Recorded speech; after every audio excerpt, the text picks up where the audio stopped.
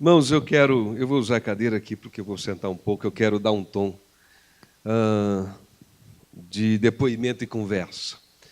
Veja, nós estamos com essa série celebrando restauração, o caminho da restauração. Na verdade, celebrando restauração é o nome do programa.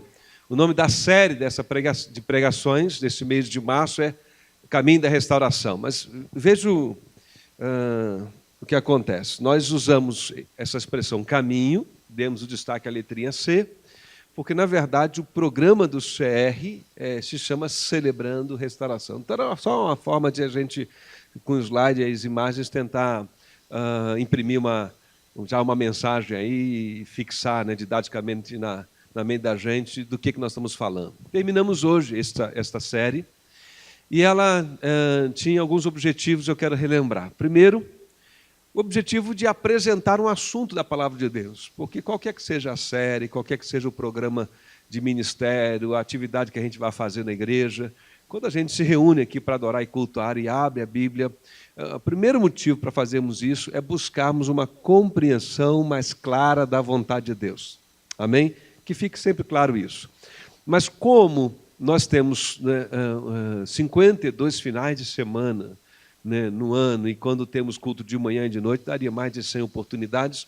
O que todas as igrejas fazem, e nós não somos diferentes, a gente relaciona, em alguns momentos, alguns temas da Palavra de Deus com alguma atividade, alguma coisa que está acontecendo na igreja, para que fique claro para a igreja que esse movimento, essa atividade, essa iniciativa, essa ação tem relação com a Palavra de Deus, com o ensino da Palavra de Deus. E o Celebrando Restauração não é diferente. Então, nós entendemos que seria muito importante para nós, como igreja, ter um mês inteiro, e aí, em vez de chamar de Celebrando, chamamos de Caminho da Restauração, porque esse é o nosso entendimento bíblico e teológico. Qual? De que o Evangelho de Cristo Jesus, que nós abraçamos, quando nós confessamos a Jesus como nosso Senhor e Salvador, a mensagem do Evangelho, a boa notícia, é que Deus está salvando a gente, salvando a todo aquele que nele crê. E que essa expressão, Deus está salvando, não significa apenas que nós recebemos um passaporte para na eternidade viver felizes. E, enquanto isso, a gente padece aqui na terra. A salvação é uma caminhada, ao mesmo tempo em que ela é uma experiência, a gente diz que é pontual. Então, quando eu entreguei minha vida a Cristo, eu já posso dizer, eu estou salvo no presente, não no futuro, mas agora. Né? Se alguém pergunta a você, você é salvo, você tem certeza da salvação, você tem certeza de que ao morrer vai estar diante de Deus? Você pode dizer, sim, tenho. Parece uma arrogância. Não é? Se a gente não entende o que a Bíblia quer dizer sobre salvação, e se a gente não sabe como se dá esse fundamento para essa afirmação, parece uma arrogância. Dizer, como é que você tem certeza? Você é tão bom assim? Aí a gente responde o quê? A gente diz, eu tenho certeza que eu seja justo, acho que melhorei um pouquinho, estou ficando mais correto, vivendo... Eu espero que seja acontecendo isso, mas não por isso que eu vou para o céu. Eu vou para o céu por causa de Jesus Cristo. Foi Jesus que abriu o caminho para o céu. Não há outro meio diz o hino. Essa semana alguém fez contato e a gente estava conversando sobre isso, né? Alguém falando sobre a história do Boechat. O jornalista faleceu, o Boechat tinha umas declarações polêmicas, temperamento forte, né? E aí alguém, numa conversa, estava falando sobre isso, né? Onde é que está Boechat? Porque se declarou ateu. Eu não sei onde está Boechat, eu não sei onde está ninguém que morre, gente. Né? Não sei. Tá, o bandidão está preso lá na cadeia, morreu numa rebelião, era bandido, alta periculosidade. Foi para o inferno. Eu não sei, porque só tem uma pessoa que pode responder essa pergunta, onde é que está a pessoa que morreu? Quem é? Só Deus. Quando eu resolvo dizer que alguém foi para o inferno, eu virei juiz. Sentei na cadeira de juiz, que é de Deus, e fiz um julgamento. Então, eu não posso, e nem no céu. A gente afirma, eu acho que perdeu-se, né? Perdeu-se na condenação, por causa das primeiras evidências que vêm. Se alguém tem uma vida muito distante, né, dos princípios de Deus, a gente suspeita, a gente deduz, a gente pode chegar perto de pensar assim, eu acho que ele ou eu acho que ela não está no céu com o Senhor, não. E quando a gente está diante de um velório de um crente, de um irmão querido, de uma irmã querida que partiu, e ela tem uma história de vida com o Senhor, a gente também afirma com mais segurança, com mais entusiasmo, descansa está no Senhor. Mas qual é a base para a gente falar isso, gente? É a Bíblia, é a graça. Então eu olho para alguém que é crente, que viveu uma vida na caminhada com o Senhor, e com base naquilo que a Bíblia diz, não no que eu estou achando, diz que esse irmão descansa em Cristo, está com o Senhor. Não é? Então, por causa das evidências que eu pude observar na vida dele ou na vida dela, o testemunho dele, o testemunho dela, não tem nada errado dizer isso. Mas o contrário tem. Quando você olha para alguém que viveu uma vida torta, e você faz isso, você sentou-se na cadeira do juiz, porque aí é mais complicado, né? Ninguém conhece o coração de ninguém. Mas onde é que está isso na Bíblia, né? Você perguntaria dessa minha fala. Está lá, o próprio Jesus disse assim, nem todo que me diz Senhor, Senhor. Então, olha que coisa complicada. A gente pode ir a muitos velórios em que ali está alguém que disse Senhor, Senhor. E a gente disse, está no céu. Mas eu não sei. Com base nas promessas de Deus, eu posso fazer uma afirmação. Né? E claro, com base naquilo que a Bíblia diz sobre juízo e condenação, também posso dizer, olha, né? O que a gente no máximo pode dizer uns dos outros? O seu comportamento, a sua conduta não está certa. Isso eu posso. Os irmãos podem dizer isso de mim. Pastor, eu vi o senhor avançar o sinal vermelho. Isso está errado. O senhor avançou o sinal vermelho. Isso está errado. Você pode dizer isso de mim? Pode. Agora, você pode me julgar e dizer, o senhor, pastor, é um irresponsável. O senhor não tem respeito pelas leis. O senhor avançou o sinal vermelho. Eu vi. Aí você talvez se surpreenda que eu diga, sim, meu irmão, eu estava socorrendo meu vizinho infartando. Ah, pastor, não sabia. Porque você não sabia das minhas motivações. Então, irmãos, a gente julga só o comportamento. Isso aqui não está certo, isso aqui está errado. Mas nós devemos abrir mão de exercer juízo sobre as motivações das pessoas. Temos que tomar cuidado com isso. Mas lá nessa conversa, então, onde estava a Boechat, eu falei, não sei, eu sei que, na verdade, eu espero saber, né, quando a gente vai no encontro, né, às vezes, de um velório, despedir de alguém, a gente diz, olha, está com o Senhor. Mas só tem uma pessoa que eu posso dizer que vai para o céu. Essa eu digo vai para o céu com toda certeza. Eu mesmo. Não posso falar nada disso da Renata, não posso falar nada disso com absoluta certeza dos meus filhos. Eu desejo, oro e trabalho por isso. Desconfio pelo testemunho de vida deles que eles vão estar com o Senhor. Mas eu só posso tomar conta do meu coração. Por isso a Bíblia diz, sobre tudo que deve guardar, guarda o quê? O teu? Você já observou que nunca tem guarda o coração do teu vizinho? Sobre tudo que deve guardar, guarda o coração do teu vizinho. Só posso guardar o meu coração, você só pode guardar o seu coração. O programa do CR, de alguma forma, trabalha com esse conceito muito claramente. Qual é? Que nós não devemos ser juízes de ninguém. Podemos, de novo, olhar e detectar comportamentos errados e dizer, esse comportamento não está errado, esse jeito de agir, esse jeito de falar, esse jeito de o que você fez, onde você foi. A gente pode avaliar comportamentos, mas devemos tomar muito cuidado com esse sentimento de sentar numa cadeira e olhar para a história de alguém e dizer, está condenado, né? Ou não está condenado. Né? E aí a gente vê das duas coisas, voltando de novo à história do Boechat. Tem gente que botou ele, né, morreu porque teve uma contenda com o Silas Malafaia, parece que foi o Silas Malafaia, né? E se dizia também ateu, alguém que é ateu não crê em Deus, né? A gente pensa assim, bom, não deve ter ido para o céu, né? Não sei. Tem muita gente que diz muita coisa e não quer dizer nada com aquilo que fala. Eu não sei quantos de vocês, mas eu já disse muita coisa na qual eu não acredito. Só disse para impressionar alguém, só disse para irritar alguém. Né? Talvez eu não seja tão controlado quanto alguns dos irmãos, mas às vezes, e sendo muito honesto, eu já falei coisas nas quais eu não acredito mesmo, mas eu falei porque eu falei, vou falar porque isso aqui vai irritar ele, vai irritar ela. Depois bate o arrependimento, né? Eu vou lá para o meu quartinho de oração, peço perdão, e às vezes os pedidos dizem, agora vai lá e pede perdão para ele e para ela também. Diz que você não queria falar aquilo, que você tinha que se retratar. Né? Não sei, né? Por outro lado, eu vi gente dizendo, se alguns crentes fossem como Boechat, autêntico, não sei o que, etc. Irmão, não acho que Boechat seja um bom exemplo de crente também, não. Desculpa lá. Tá certo? Não é? Achava ele muito destemperado para algumas coisas. Então, não acho que ele seja um bom exemplo de crente. O meu exemplo e o seu exemplo, não é? Primeiro, acima de tudo, é Jesus. Agora, assim, no Boechat e muita gente que não é crente, bons exemplos de conduta, bons exemplos de comportamento há.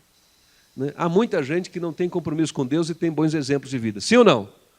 Eu tenho pessoas na minha família, não é, que, do ponto de vista de uma história de conduta moral, eu olho para eles e digo, esse meu tio, não é?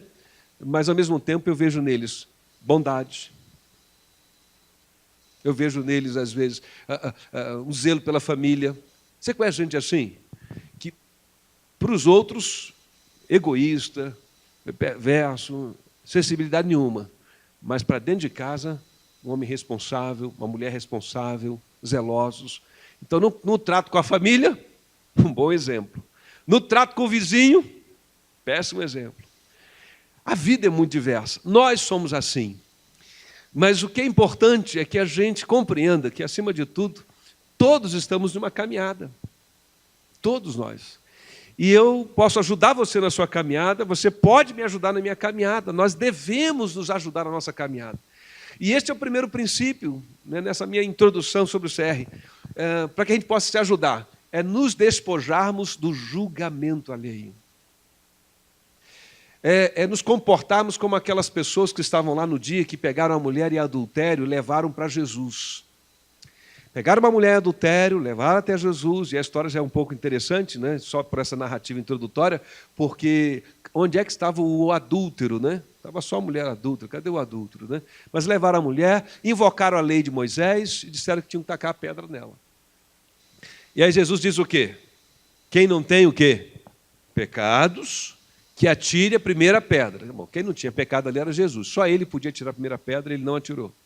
E aí todo mundo foi saindo de mansinho. De algum modo, na presença de Jesus e diante da fala de Jesus naquele dia, aqueles homens entenderam, essa mulher pode ter cometido um delito grave, né, publicamente, né, de consequências graves, mas eu também tenho minhas falhas, o meu pecado, eu não devo exercer sobre elas um juízo, eu vou embora para casa, é melhor que eu faça, cuidar da minha vida. É mais ou menos isso que a gente precisa fazer para começar a ajudar uns aos outros. A gente se colocar diante dos outros e dizer, gente, eu não vou tacar pedra em ninguém. Eu não sei em que ponto da sua caminhada está, se em algum aspecto do seu comportamento não está legal, eu devo ter liberdade de apontar isso para você. Se algum aspecto do meu comportamento não está legal, você deve ter liberdade de apontar isso para mim, com graça, amor e verdade, não é? Mas, ao mesmo tempo, a gente precisa se olhar de maneira muito horizontal, não de baixo para cima, de modo vertical, mas de modo horizontal, dizer assim, nós estamos juntos na caminhada. Talvez eu tenha aprendido um pouco mais sobre alguma coisa que eu possa te ensinar e você não aprendeu ainda. Talvez você tenha aprendido um pouco mais sobre alguma coisa que você possa me ensinar e eu não aprendi ainda. Por exemplo, eu me lembro de uma irmã na minha trajetória como pastor de uma das igrejas. Eu comecei como pastor de jovens numa igreja, depois fui pastor presidente de uma outra igreja, né? Fui pastor interino em algumas igrejas, então tem algumas histórias interessantes. Uma delas é de uma irmã. Ela não tinha muita instrução formal, né? Mas ninguém tinha dúvida na comunidade de que ela era uma mulher íntegra e de oração. Quando a coisa ficava complicada na comunidade, o pessoal recorria para ela e pedia oração. Mais do que a mim como pastor. Acho que o pessoal não levava muita fé na minha vida de oração, não. Né? Mas levava muita fé na vida de oração daquela mulher. E eu também. Sentávamos a conversar, e ela às vezes dava uma palestra, falava alguma coisa, não é? E ela deixava em todos nós aquela impressão muito forte que aquela mulher era uma mulher de oração. Isso significava dizer não que ela tinha muitas horas orando, mas ela levava a sério a oração, ela cria no poder da oração. Ela não falava de oração como quem dá uma aula sobre um assunto que conhece mais ou menos, porque leu um livro sobre aquilo. Ela falava de oração porque ela tinha experiência de oração, né? E ela dizia, pastor, vamos orar sobre esse assunto. E quando ela dizia, vamos orar sobre esse assunto, não era retórica, não era proforme, não era porque essa era a resposta mais polida e educada daquele momento. Ela está falando de orar mesmo, porque ela ia orar mesmo sobre aquele assunto. Ela me inspirava a oração. E ela me incomodava a ter uma vida de oração. E eu pensava como pastor, não posso orar menos que essa mulher. Eu sou pastor da igreja. Eu tenho que orar pelo menos igual a ela, né? Então, ela impactou a minha vida na oração. Era uma mulher mais experiente de vida e mais velha. Mas ela sentava numa classe em que eu lecionava. Sabe por quê? Porque mesmo sendo uma mulher de oração, eu tenho mais conhecimento bíblico que ela. E ela me ensinava a orar, mas eu ensinava ela a ler e a estudar a Bíblia. Porque isso eu podia fazer. Porque isso eu tinha desenvolvido uma competência muito maior que a dela. A vida cristã é uma troca o tempo todo. Tem nada a ver com idade, nem quanto tempo de batismo você tem, mas sobretudo com a tua experiência diária com o Senhor. Eu tenho algo que você não tem, eu posso acrescentar à sua vida. Você tem algo que eu não tenho e você precisa acrescentar isso à minha vida. E a gente só pode fazer isso quando a gente convive, quando a gente se aproxima uns dos outros e quando a gente se despoja do espírito de julgamento. Porque é o espírito de julgamento que afasta a gente. Se eu disser tal coisa, será que ela vai entender? Se eu disser tal coisa, será que ele vai entender?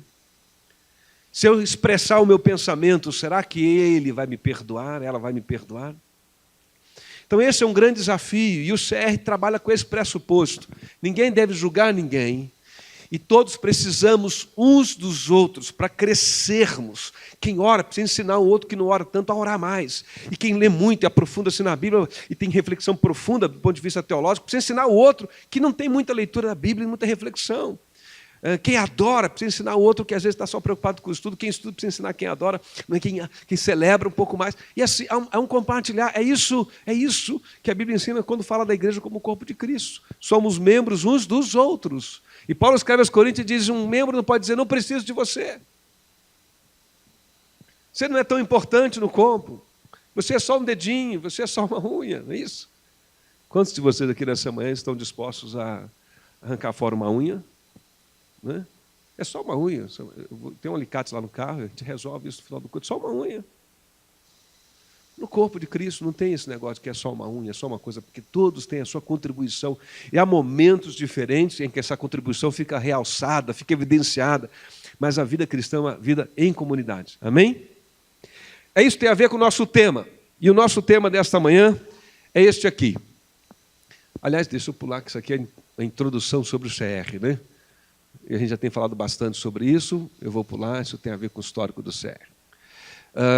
Deixa eu já, enquanto eu passo isso tudo, explicar aqui para os irmãos.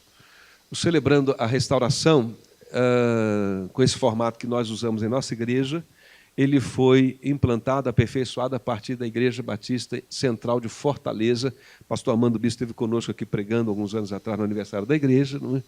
E em 2013 eles começaram lá. Isso era uma foto de um grupo inicial do Celebrando Restauração lá em Fortaleza. Nós falamos sobre o que a gente chama de 3 portas. Né? Como é que eu faço parte do programa do Celebrando Restauração? Você pode vir no encontrão, que é uma reunião aberta, igual um culto agora, por exemplo, pela manhã, é assim. Aí depois do encontrão a gente faz um grupozinho de partilha, separa homens e mulheres, e a gente compartilha um pouco da nossa semana, do nosso dia a dia. E aqueles que querem se aprofundar, passar pelo programa de 12 passos, vêm para o grupo de passos, ok? Nós vamos falar hoje sobre o passo 5. Quem estaria conosco aqui é o pastor Prandini. Pastor Prandini já esteve pregando aqui o ano passado, é um pastor da Igreja Batista Bacaxeri, pastor voluntário, um veterano, um homem de Deus, muito querido. Ele é, dentro do programa do CR, o meu padrinho, alguém para quem eu fui abrir meu coração, falar do meu inventário de vida, eu vou explicar um pouquinho sobre isso, né? E ele me acompanha. Então a gente troca uns e-mails, um café, um WhatsApp, de vez em quando, tomamos um café. Ele estaria conosco aqui pela manhã falando, mas um motivo de força maior relacionado à família dele, ele não pôde vir. Já alguns dias atrás ele disse, pastor, não vou estar com os irmãos hoje, no domingo pela manhã, dia 24, peço desculpas e tal, e aí eu liberei ele. Mas esse é o passo que nós vamos falar hoje pela manhã, chamado de passo 5. Você pode ler junto comigo ali, o que está ali? Admitimos...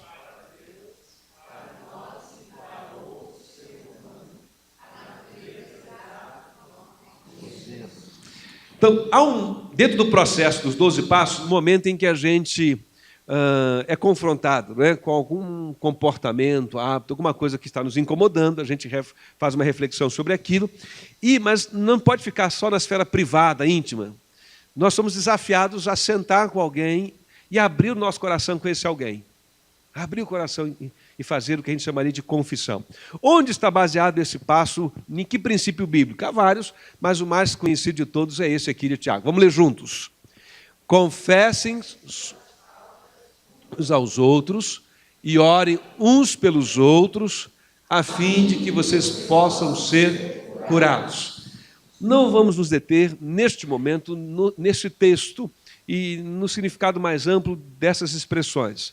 Mas esse é o sentido mais elementar, e esse sim a gente quer tomar como ponto de partida. Tiago está dizendo que a gente precisa dividir as nossas lutas com as pessoas, dividir a nossa vida com as pessoas, com os nossos irmãos. Com qualquer pessoa? Não. Não. Com pessoas que sejam confiáveis, com pessoas que orem por nós, né? E nos tenham em estima, em autoconceito, não nos julguem precipitadamente, não nos condenem, mas possam nos ouvir com um coração gracioso, misericordioso, amoroso, e orem por nós. Não é uma confissão pro forma, é uma confissão de quem rasga, abre o coração e conta aquilo que está lhe ferindo a sua alma, né? A gente confessa muitas coisas sem confessar de verdade, né, gente? A gente diz assim, eu confesso que estou com a cabeça quente. Eu confesso que eu peco pela língua.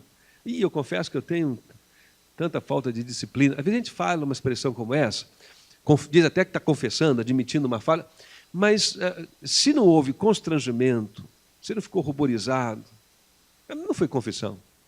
É possível até que você tenha dito isso e que no fundo você nem acha aquilo um problema, né? Você conhece gente assim? Você mesmo talvez tenha alguma característica sua que você diz, eu sou viciado em café, gente, isso é um problema para mim. Você acha que você é viciado mesmo? Isso é um problema para você? Não acha nada. Você diz isso da boca para fora. É só uma maneira de você dizer assim, eu adoro café, eu gosto muito de café, tomo café o dia inteiro.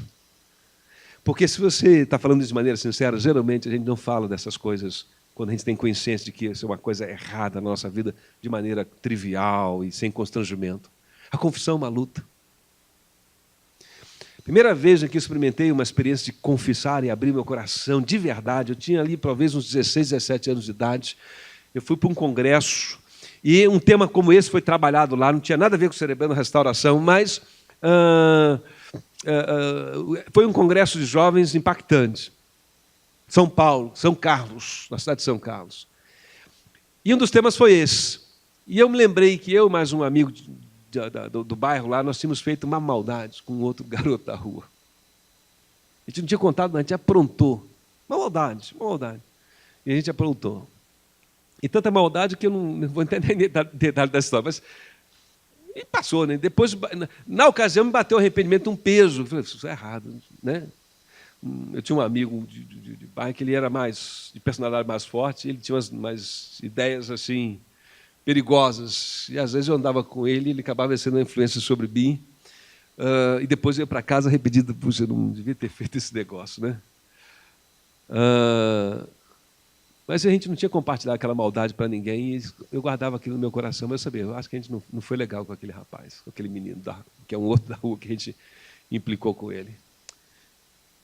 Aí lá no congresso isso aconteceu, né? A palavra foi dada e isso me veio à tona, que você fez estava errado. E aí o palestrante estava, depois das palestras, um tempinho para atender.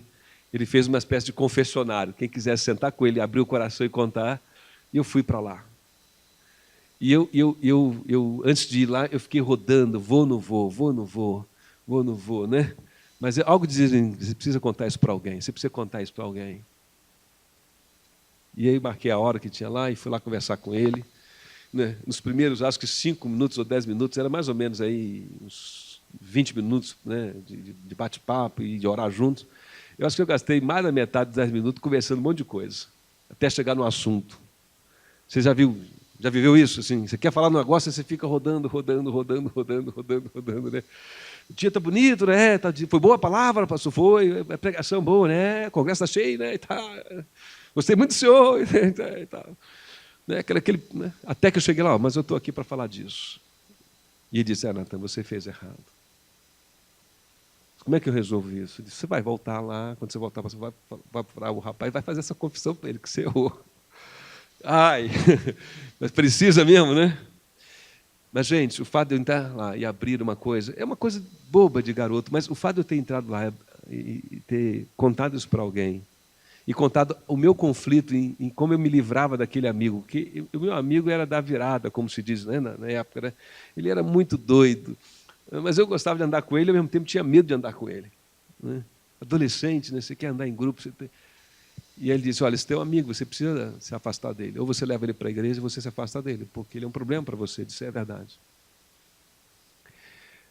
O fato é que aquela pequena experiência de um rapaz de 16, 17 anos me ensinou muito, no primeiro momento da minha vida, sobre esse assunto. E me ensinou que é libertador estar com uma pessoa e você poder contar para ela um segredo que fere o teu coração. Parece que há em todos nós essa necessidade que a gente administra, né, com muita cautela, né, porque nos fragiliza. E a gente não gosta de ser fragilizado. Nós gostamos de ser admirados. Nós gostamos que as pessoas pensem a nosso respeito, não é? Coisas boas. E nós temos vergonha dos nossos pecados de verdade. Mas a Bíblia diz que a gente precisa confessar. Confessar a Deus e confessar uns aos outros. Para todo mundo? Não. Para qualquer pessoa? Para o primeiro que aparece? Não. Mas é importante porque a gente vive nessa experiência um processo do Espírito de Deus que vai trazendo cura, libertação, alívio do nosso coração.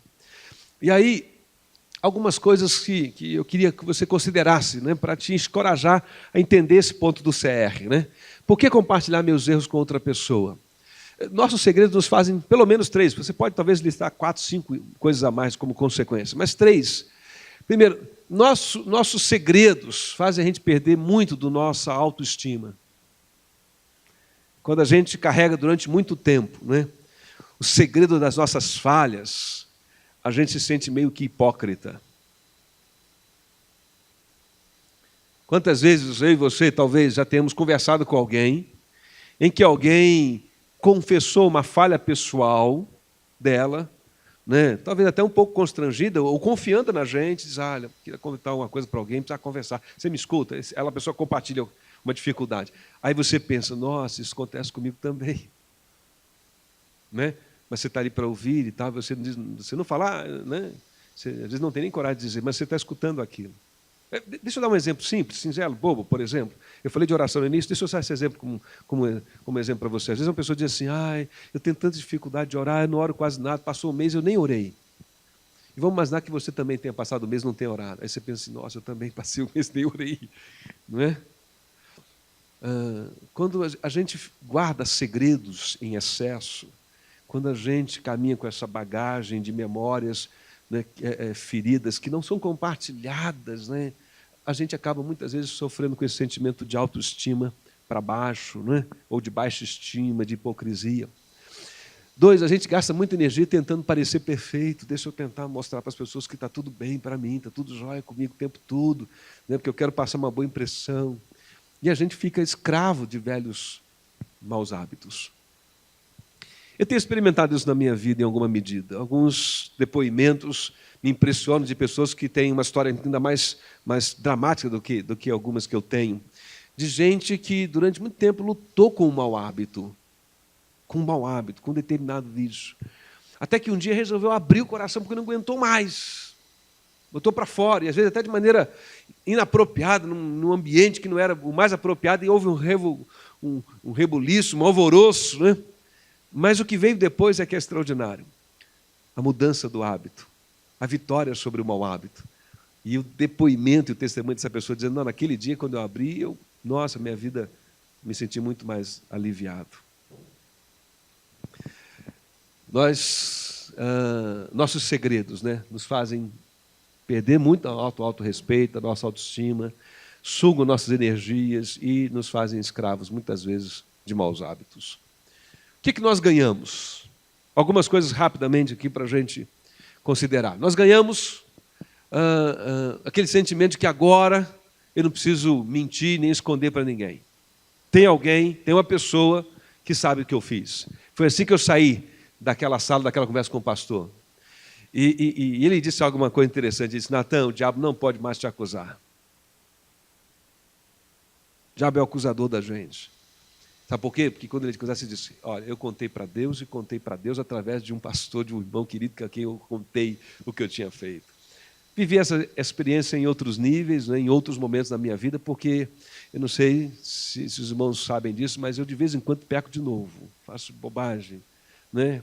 Eu peco pecados novos, né? Graças a Deus, né? Alguns pecados são novos, inéditos na minha vida, mas eu peco de vez em quando de novo, né? Alguns não são tão novos assim, né? Eu só dou uma cara nova para eles, né? Então, de tempo em tempo, a gente tem que fazer a confissão, abrir o coração para alguém, diante de Deus. A gente sai do isolamento. Nós nos tornamos mais livres, inclusive, para perdoar as pessoas. Porque a gente começa a nutrir no nosso coração aquele sentimento de que eu preciso tratar todo mundo com misericórdia. Porque o juízo será sem misericórdia para aqueles que agiram sem misericórdia.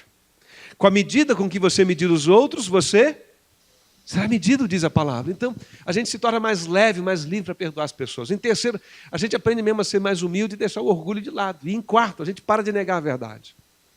Então, quando a gente guarda segredo, a nossa saúde espiritual, emocional, o nosso caráter fica rachado. Quando a gente abre o nosso coração com honestidade, né, num grupo de apoio de irmãos queridos que amam a gente e que, mesmo que eles fiquem até surpresos ou tristes com que a gente está abrindo nosso coração para eles, mas eles têm a liberdade de pôr a mão sobre os nossos ombros, às vezes nos dá uma palavra dura, não deve ser, vigia, esteja atento, e oram com a gente, acompanham a gente experimenta mais disso, dessa sensação de que eu saí do meu isolamento, de que eu estou mais seguro, estou mais livre, né? O meu coração está mais bondoso, gracioso com as pessoas, e eu paro de negar a verdade. Romanos 3:23, porque todos pecaram. Então, nessa manhã aqui, não tem ninguém que não tenha pecado. Temos pecados com gravidade diferente. Há pecados que têm uma gravidade social e pública maiores que outros. Né? Mas discutir gravidade do pecado é mais ou menos aquela conversa tola de duas pessoas presas, em que um diz assim, você roubou quanto? Eu roubei 1 bilhão. E você? Roubei só 10 mil. Os dois roubaram, são ladrões. As penas podem ser diferentes. Mas você gostaria de ter um sujeito que só roubou 10 mil tomando conta das suas finanças? Não, vou deixar ele tomar conta, porque ele quando rouba, só rouba 10 mil. Não tem problema, posso dar meu cartão e minha senha para ele. Ninguém. Então nós somos pecadores, todos nós, em grau diferente, em níveis diferentes, né? Mas essa consciência deve trazer para nós esse sentimento de que devemos ser humildes e precisamos desse apoio uns dos outros. Sobretudo esse sentimento de liberdade nos relacionamentos com Deus e com os outros. Vamos ler esse texto do Salmo 107 juntos? Então...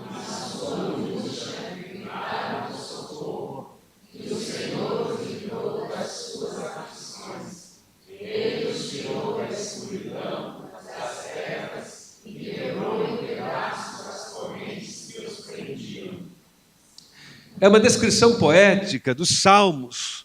Mas essa experiência, quando a gente, por exemplo, num programa de CR, encontra esse ambiente favorável para que a gente possa repartir as nossas lutas.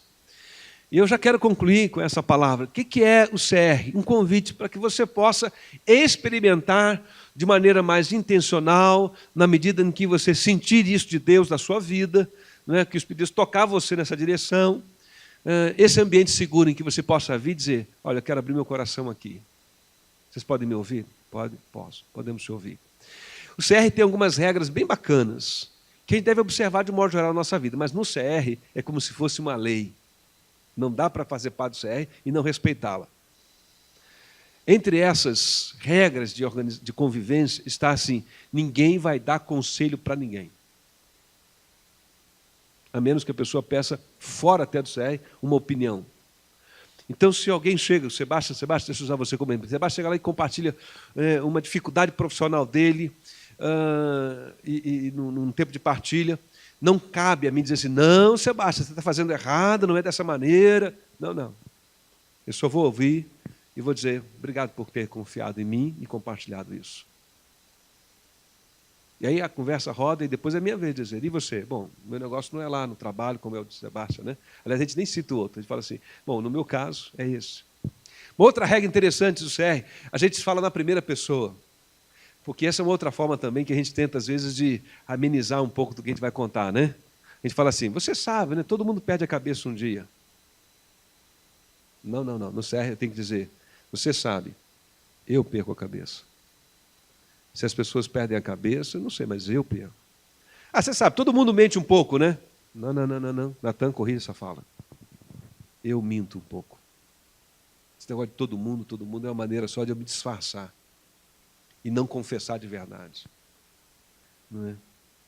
Então, são regras que visam criar esse ambiente de segurança para que a gente experimente liberdade no relacionamento com Deus e com os outros.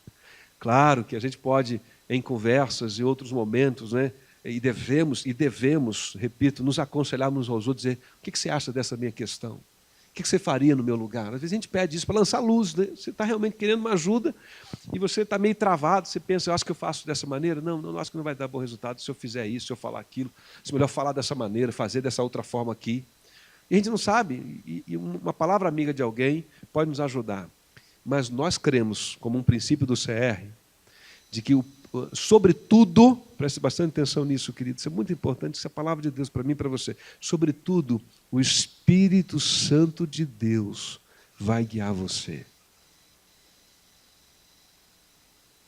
Ele pode fazer isso através até de um testemunho de alguém, que a pessoa não estava falando para você, mas o testemunho dela tocou você. Não é isso que a gente faz aqui, por exemplo, quando a gente prega? A gente prepara um texto, lê um texto, compartilha, e o que a gente faz? A gente acredita que o Espírito Santo de Deus vai aplicando isso aos nossos corações. Da nossa parte, qual é o pré-requisito para a gente ouvir essa voz do Espírito Santo de Deus? Deixarmos de ser juízes dos outros e pensarmos em nós mesmos, como isso se aplica à minha vida, como isso me diz respeito. Eu sei que é uma tentação forte, a gente às vezes está, por exemplo, num ambiente de culto como nessa manhã, e pensarmos aqui, tem uma pessoa que tinha que ouvir isso. Aí isso é muito forte, né? Isso que foi dito hoje aí, aquele depoimento daquele irmão, do pastor, se fulano estivesse aqui, é para ele. Esse é um grande desafio. O desafio de nós estarmos aqui juntos e pensar, isso é para mim. Em alguma medida isso é para mim. Então, no CR, a gente tem essas regrinhas, a gente não fica dando palpite um na vida do outro, a gente ali empresta o ouvido, abre o coração e a gente ora um pelo outro. E dizer, tá bom, obrigado por compartilhar. E aí passa o outro, obrigado por compartilhar. Por isso temos regras, né, de que a gente precisa ouvir, compartilhar, guardar o sigilo. E essa é a intenção, né, do programa do CR.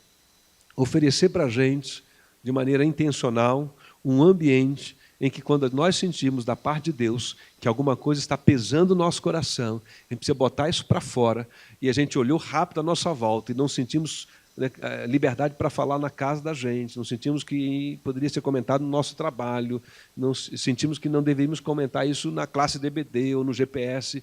Por que eu abro meu coração? Né? Será que eu posso contar? Eu acho que não quero contar isso para o pastor, mas tem lá o grupo do CR.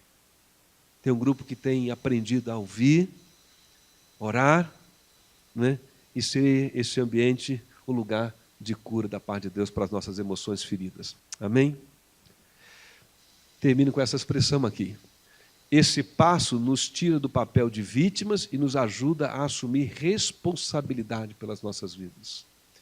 A confissão não é do tipo assim, eu confessei e agora ninguém pode me acusar. A confissão é também uma autorresponsabilidade.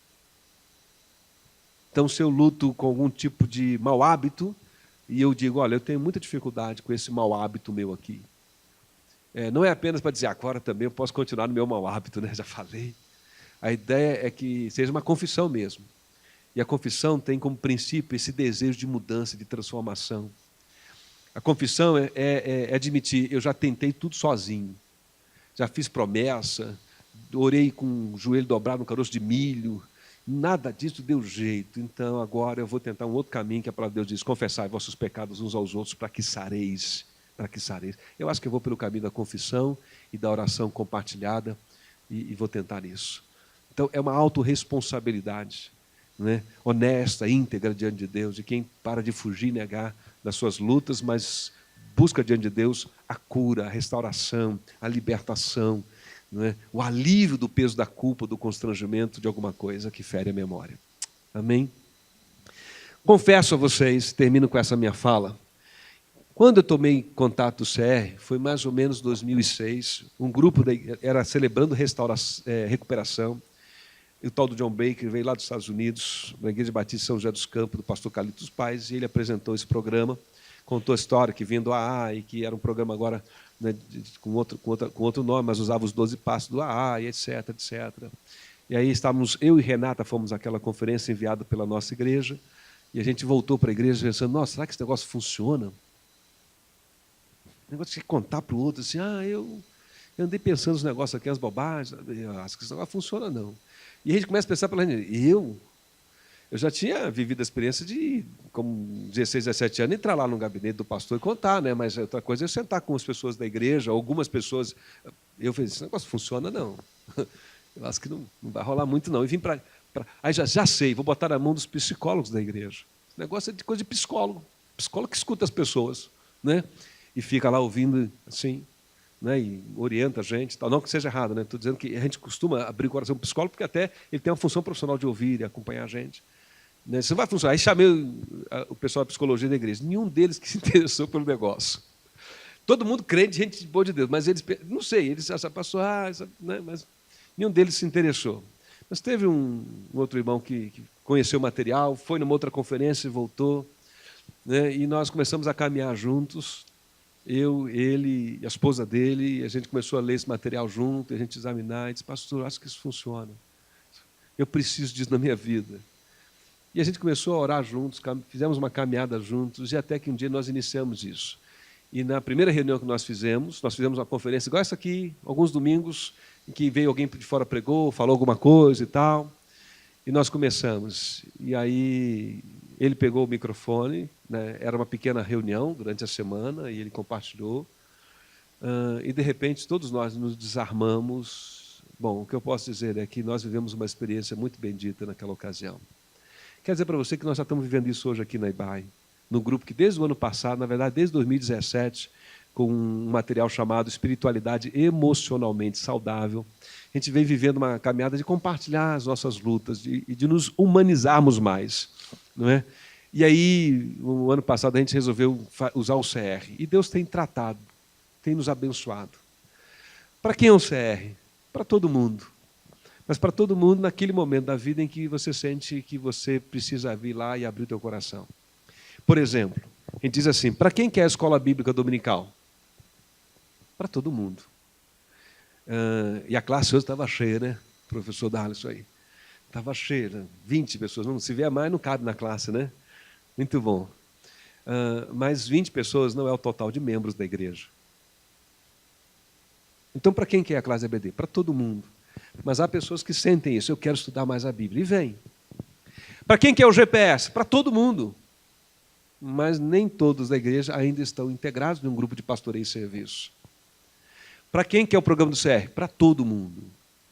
Não é para quem tem coisas graves para confessar. Talvez seja só uma inveja para confessar. Eu tenho inveja no meu coração. Eu tenho uma mágoa no meu coração. Né? A tristeza sim e tal. É para todo mundo. Mas é para todo mundo que já entendeu, tocado pelo Espírito Santo de Deus, que não pode mais negar ou fugir dessa dor. E precisa tratar isso. Então, é com você. Não é comigo, é com você e Deus. A nossa oração como líderes da igreja e a equipe do CR é que Deus, né, no tempo certo, conduza você e o CR, não pelas pessoas que estão, mas por obra do Espírito Santo de Deus, possa se consolidar na nossa igreja como esse programa alternativo, além de EBD, além de GPS, esse espaço de convívio, de comunhão, de companheirismo espiritual, em que a gente vai ali e tem um grupo que ora, e um grupo que a gente compartilha e nos escuta, né, com esse compromisso de não julgar a gente, mas de compartilhar a graça, a misericórdia e a bondade de Deus. Que Deus nos abençoe.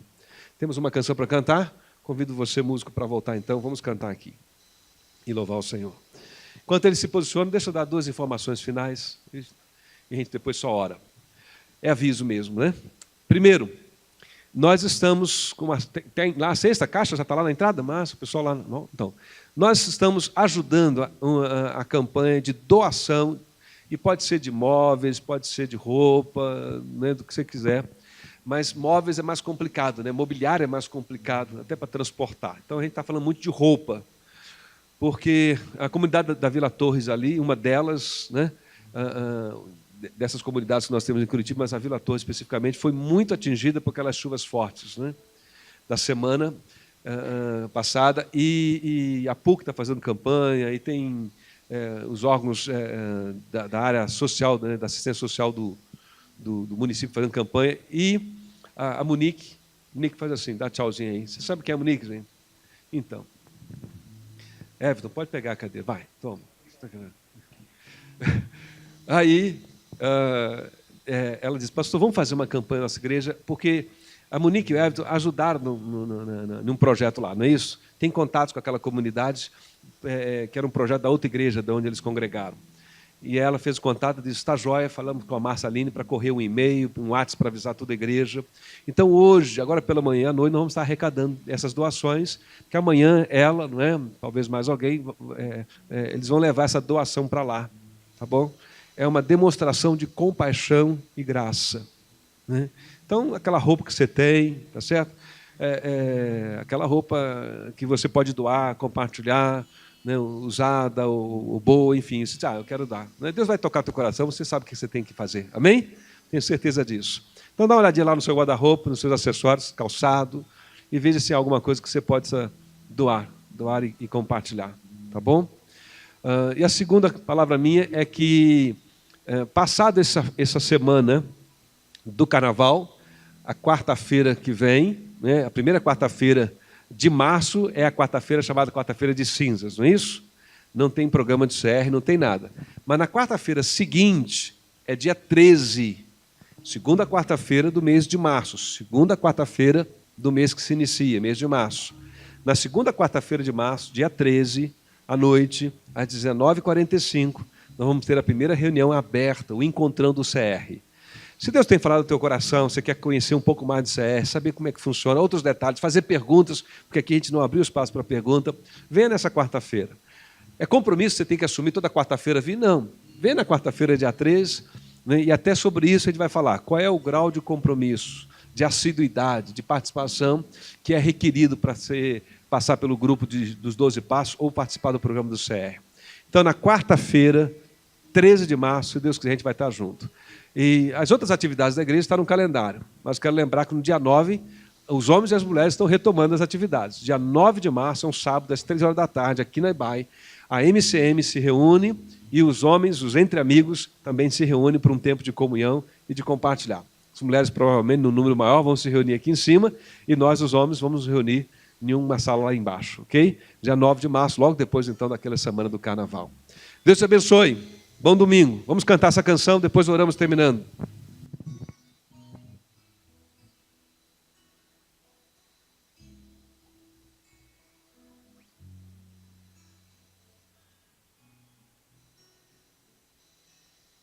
Sinto olhares, Senhor, pra dentro de mim. Nada encontrarás de bom, mas um desejo eu tenho de ser transformado. Preciso tanto do teu perdão. Dá-me um novo coração. Dá-me um coração igual ao teu, meu mestre.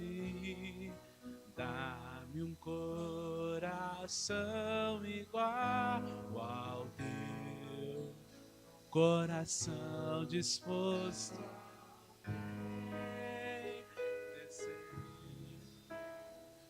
cumprir todo o teu querer. Dá-me um coração igual ao teu. Se tu olhares, se tu olhares, Senhor,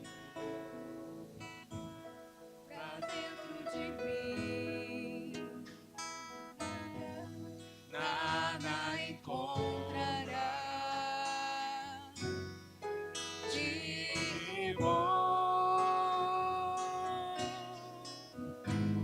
Mas um desejo eu tenho de ser transformado. Preciso tanto do teu perdão. Dá-me um novo coração. Dá-me um coração igual ao teu, meu mestre. Dá-me um coração igual ao teu, coração disposto a obedecer, cumprir todo o teu querer. Dá-me um coração igual ao teu.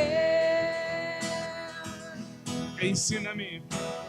Ensina-me a amar o meu irmão, a olhar com os teus olhos, perdoar com teu perdão. Enche-me com teu Espírito, endireita os meus caminhos. Ó Deus, dá-me um novo coração. Enche-me com teu Espírito, endireita os meus caminhos. Ó Deus, dá-me um novo coração. Dá-me um coração igual ao teu, meu mestre. Dá-me um coração igual ao teu, coração disposto a obedecer, cumprir todo o teu querer. Dá-me um coração igual ao teu. Dá-me um coração igual ao teu. Vamos ficar de pé, vamos terminar orando juntos mais uma vez. Se você quiser mais informações, né, sobre a doação, fala com a Monique ali que ela vai te ajudar, te orientar nesse sentido. Logo mais à noite, fechando essa série do programa do CR, nós vamos ter aqui Pastor William, filho do nosso irmão Anísio, nosso irmão Juraci, pastor ali na Igreja Batista da PIB de Curitiba, não é? E tem sido um amigo nosso também aqui em Curitiba, alguém que Deus tem nos aproximado aí para o convívio, tem sido uma bênção a amizade de William. E com certeza vai ser um tempo bem especial ouvir o que Deus tem colocado no coração dele aqui para nós. Também logo mais à noite nós vamos orar pelo pastor Davi e pela Diele, não é? Que eles estão de mudança lá para Tapejara, já foi compartilhado pela igreja. A gente vai dar um tchau para eles, orando por eles, dando a eles mais uma vez uma oportunidade de falar à igreja. A gente também vai dizer umas boas verdades para o Davi, logo mais, tá certo? Então não deixe de vir, a gente vai dizer umas boas verdades para ele. Tem que escutar as boas verdades antes de sair daqui, né, gente? Então, convido você para vir logo mais, porque a coisa vai ser quente. Tá certo? Está com a gente também. Deixa eu ver se eu esqueci alguma coisa. Informações, acho que seria isso, né? Muito bem. Então, vamos orar ao Senhor. Obrigado, ó Deus, por esta manhã. Muito obrigado pela Tua palavra, que nos molda a mente, coração, nos guia, nos orienta, nos consola, nos confronta, nos desafia e nos dá, ó Deus, alimento para a alma. Tua palavra, Suas promessas nos dão paz, nos dão segurança, renova a nossa esperança. Nesta manhã, Deus, estivemos pensando juntos aqui sobre a importância de caminharmos em comunhão fraterna, de sermos amigos, companheiros, uns dos outros. Ó Deus, celebrando vitórias, cantando com alegria, louvores ao Senhor, quando uma coisa boa for compartilhada, mas orando e chorando quando compartilhamos também as nossas lutas, os nossos fracassos. Senhor, e às vezes nós tropeçamos e fracassamos e caímos. Caímos, ó Deus, no propósito da santidade, caímos, ó Deus, e tropeçamos nos nossos erros. E é bom poder saber que tem alguém, tem um irmão, outro, que pode nos ouvir, a nossa confissão sincera, e pode orar por nós de um modo sincero, e pode nos ensinar, ó Deus, a confiar mais no Senhor. Ó Deus, use então, portanto, a nosso convívio como um convívio terapêutico, Senhor. Nós reconhecemos diante do Senhor que conviver uns com os outros é muito difícil, confiar é muito difícil, temos medo de sermos traídos, de sermos julgados, de sermos desprezados, de sermos, ó Deus, feridos e acusados por uma fala de alguém, por uma exposição pública, ó Deus, de nossa fragilidade. Temos muito medo, ó Deus. Mas Tua palavra tem nos ensinado que é preciso aprender a confiar uns nos outros, com base na graça, com base na misericórdia, com base, ó Deus, nos princípios da Tua palavra, de não julgarmos nem condenarmos uns aos outros, mas antes, pelo contrário, ó Deus, nos ajudarmos então mutuamente em oração a vencermos e a superarmos, seja o que for, para o Teu louvor e Tua glória. Sobretudo nós Te louvamos pela assistência do Teu Espírito Santo, que a Tua palavra diz que foi nos dado como Consolador, aquele que nos guia na verdade. Ó Deus, que o Teu Espírito Santo vá guiando a equipe do CR no implemento desse ministério, vá guiando cada pessoa, ó Deus, no seu tempo próprio, para vir passar pelo programa do CR, viver a experiência dos 12 passos. Ó Deus, e que a Tua igreja vá crescendo, ó Deus, saudável, ó Deus, com sanidade espiritual, doutrinária, emocional, espiritual, relacional, em Deus, para o Teu louvor e glória. Que essa manifestação de Cristo, da imagem de Cristo em nós, vá se tornando dia a dia cada vez mais visível, um testemunho visível da Tua obra para o Teu louvor e glória. Nós rogamos a Tua bênção assim, nós oramos em nome de Jesus. Amém. Deus abençoe. Para quem não vou ver mais essa semana, só na outra, bom descanso, bom feriado de carnaval, tá bom? Cuidado aí se for viajar nas estradas.